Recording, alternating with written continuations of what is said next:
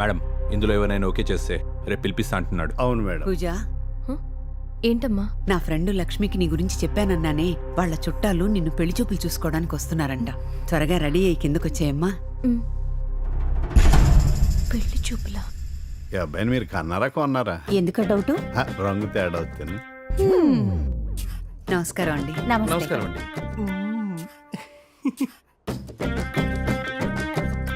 నా పేరు నాగబాల.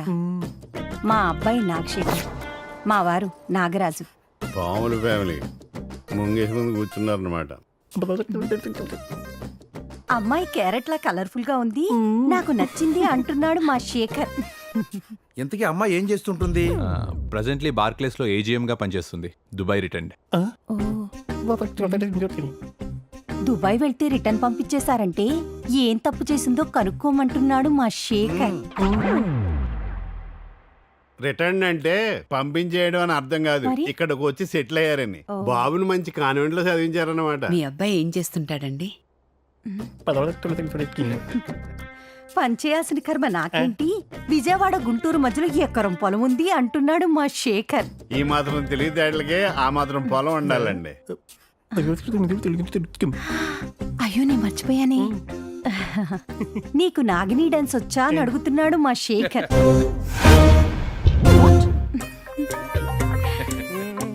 నాగిని డాన్స్ మా ఫ్యామిలీ డాన్స్. ఓ లుంగి డాన్స్ అన్నమాట. ఈడు మళ్ళీ చెవులు ఊపుతున్నాడు. సిగ్గుతో ఇక్కడ అందరి ముందు చేయలేకపోతే పక్క రూమ్ లోనైనా ప్రాబ్లం లేదు అంటున్నాడు మా శేఖర్. ఆ రూమ్ లోకి వెళ్ళండి శేఖరా.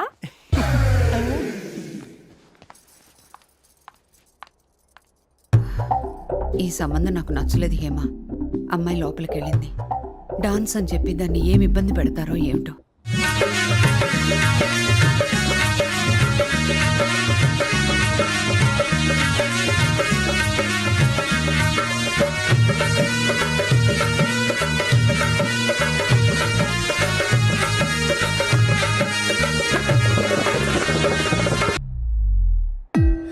దీనికేమైంది?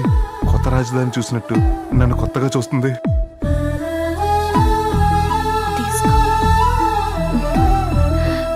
తీసుకో. ఏంటి మీ సర్ప్రైజ్ గిఫ్ట్. గిఫ్ట్ ఏంటి? మీ ల్యాండ్ పేపర్స్. నువ్వు ఇస్తానన్న సర్ప్రైజ్ ఇదా? ఇంకేమనుకున్నారు? ఏం లేదు. అవును, నీకు ఇవి ఎవరిచ్చారు? మా అంకుల్కి తెలిసిన ఎమ్మెల్యేతో ఆ శంకర్ గౌడ్ దగ్గరికి వెళ్ళి రిక్వెస్ట్ చేశాను. క్షమించడమ్మా, ఆ ల్యాండ్ మీద తెలీదు. 1 hour లో ఆ డాక్యుమెంట్స్ నా దగ్గర ఉండాలి. అలాగేనమ్మా. ఏంటి ఆలోచిస్తున్నావు? నీ డ్రీమ్ నెరవేరింది కదా.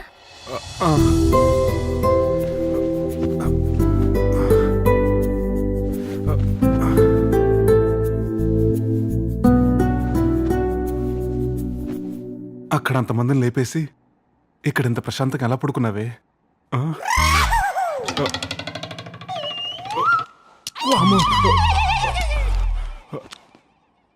అర్జెంటుగా ఇక్కడి నుంచి ఎలాగైనా తప్పించుకోవాలి. అమ్మయ్యా, మొత్తానికి తప్పించుకున్నావరా? హలో అంకుల్, ఒక్క నిమిషం. మీ నాన్న.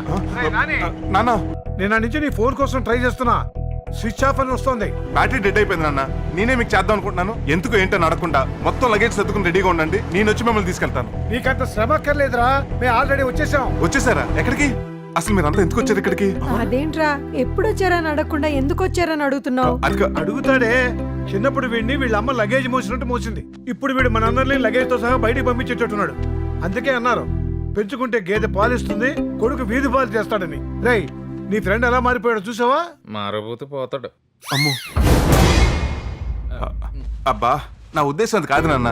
మీరు 2 రోజులు ఉంటారో చెప్తే లీవ్ పెట్టి మీతో స్పెండ్ చేద్దామని. రాక రాక ఇంటికొస్తే ఆ ప్రశ్నలేమిటి బాబు? ఓ 10 రోజులు ఉండెళ్తారులే. ముందెళ్ళి భోంచేయండి. పూజ, ఆ బ్యాగ్ లో నా బట్టలున్నాయి, వాషింగ్ మెషిన్ వేయించకే, దగ్గరుండి నువ్వే ఉతికించు, సరేనా? అక్క, అవన్నీ పనులు చూసుకుంటారు. పద భోజనం చేద్దాం.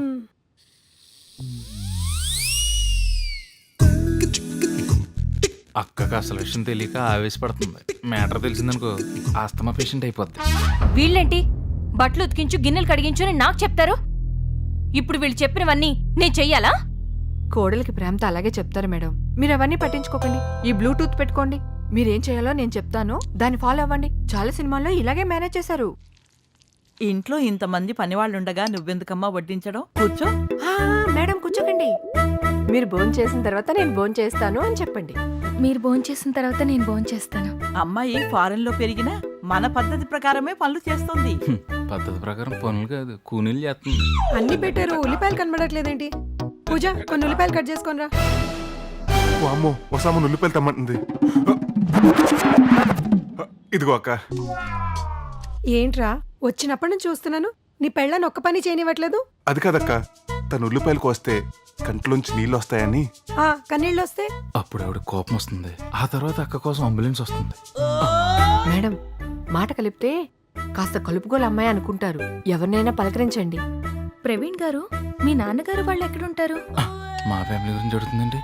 అంటే వాళ్ళు కూడా అమ్మో అంటే నేను పుట్టినండి మా నాన్న చెత్తకుండీలు వదిలేసానండి. ఆ విషయం ఒట్టు. ఆ విషయం మా అమ్మకి తెలిసి నాన్నే చెత్తకుండీలు వదిలేస్తామని చెప్పి చెత్త కొట్టేసి నన్ను ఇంట్లో బయటకి గెట్టేసిందండి. ఏదో ఇటు పిలిచడానికి భోజనానికి వచ్చానండి. మీరు వద్దంటే ఇప్పుడు మధ్యలో ఆఫీస్ వెళ్ళిపోతానండి. ఏంట్రా సంబంధం లేకుండా మాట్లాడుతున్నావు? ఏం లేదురా అన్న, వీళ్ళ నాన్న కొంచెం పిచ్చి వచ్చింది. ఆయన గురించి ఎవరిని అడిగితే వీడు కూడా అలా పిచ్చి పిచ్చిగా బిహేవ్ చేస్తుంటాడు. చికెన్ రుచిగా ఉంది. నువ్వే చేసావా? ప్లంబర్ వచ్చాడు. ఫోన్ ఎవరు చేశారు? నేనే చేశాను. నేనే చేస్తాను. ఎలా చేసావు? టెలిఫోన్ డైరెక్టర్ చూసి. టెలిఫోన్ డైరెక్టరీ చూసి. టెలిఫోన్ డైరెక్టరీ చూసి వంట కూడా చేస్తారా? ఏమో దుబాయ్లో చేస్తారేమో. టెలిఫోన్ డైరెక్టర్ చూసి చికెన్ ఉండిందంట. వేమన శతకం చదివి మటర్లు, సుమతి శతకం చదివి సెటిల్మెంట్లు చేశానంటుందేమో. మేడం కూరగాయలు వచ్చాయి. గిల్లొద్దు. గిల్లతో గిల్లొద్దన్నానా? గిల్లతోనా?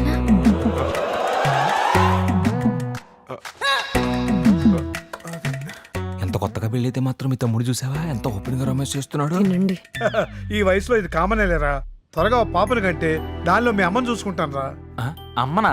అదేరా, వీడికి పెళ్ళైతే వీళ్ళమ్మ మళ్ళీ మా ఇంట్లో పుడుతుందని చిన్నప్పటి నుంచి అనుకునేవాళ్ళం. అమ్మ రావడమేమో గానీ తేడా వస్తే వీళ్ళ అమ్మ దగ్గరికి వెళ్ళిపోవడం కన్ఫర్మ్. నాకు తెలుసు లేరా నీ వ్యధవేషాలు. వీడికి అన్ని వాళ్ళ తాతగారి పోలికలే. తాతగారు ఎలా ఉన్నారు? తాతగారు ఎలా ఉన్నారు? మొన్ననే పోయారంటీ. అదేమిటి, తాతగారు 10 ఏళ్ల కిందటే పోయారుగా. కనీసం నాకు మాట కూడా చెప్పలేదు. కనీసం నాకు మాట కూడా చెప్పలేదు. చెప్పకపోవడం ఏంటమ్మా, మనోడికి అంతా తెలుసు కదా. చాలా బాధగా ఉంది. చాలా బాధగా ఉంది. మా నాన్న ఎప్పుడో పోతే ఇప్పుడు బాధపడుతుందేంటి?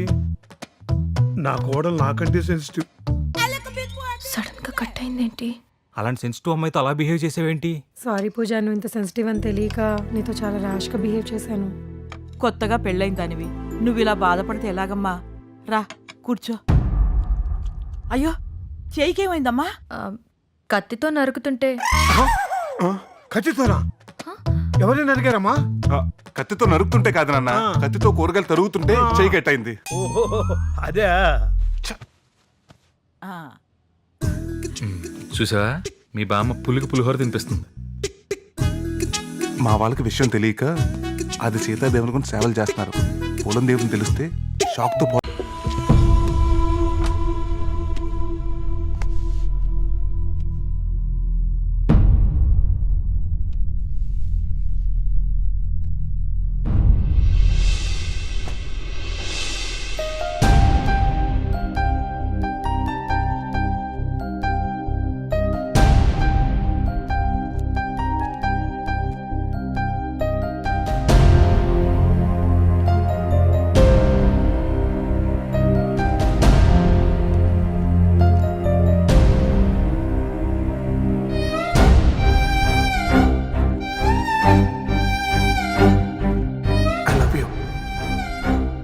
నాకు లైఫ్లో 2 డ్రీమ్స్ ఉండేవి.